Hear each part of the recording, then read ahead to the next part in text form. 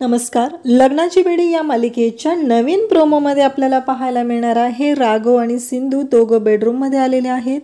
तेव्हा राघव आणि सिंधू एकमेकांना प्रॉमिस करत आहेत की आता आपल्यामध्ये आपण कोणालाही येऊ द्यायचं नाही, आपल्या दोघांच्या मध्ये आता कोणीही येणार नाही असं प्रॉमिस राघव आणि सिंधू एकमेकांना करत आहेत. आणि त्याच वेळेस मधू तिथे येते आणि मधू राघव सिंधूला तिथे डिस्टर्ब करत आहे. मधूला आलेली पाहून राघव आणि सिंधू या दोघांना धक्का बसतो, पण मधू राघवला सांगते की राघव तुला आईने बोलवलेलं आहे. मग राघव बाहेर जातो आणि मग मधू तिथला पाण्याचा भरलेला जग उचलते.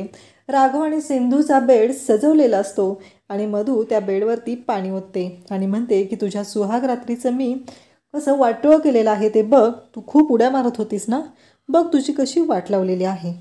तेव्हा मात्र सिंधूला धक्का बसतो. मधू ते पाणी ओतून निघून जाते.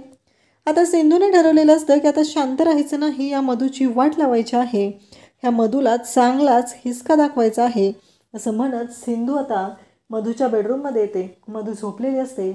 सिंधू तिथं एक जबरदस्त अशी शक्कल लढवते आणि ती हवेत तरंगत असते आणि मधूला ती म्हणते, सुंदरी, ए सुंदरी, सुंदरी जागी हो, असं म्हणत ती मधूला उठवत आहे.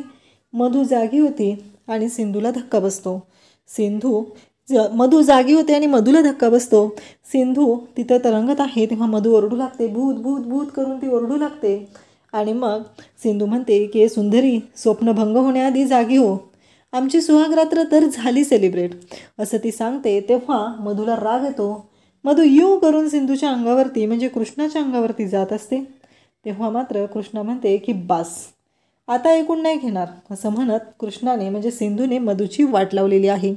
अशाच अपडेट्ससाठी चॅनलला सबस्क्राईब करा. थँक्यू.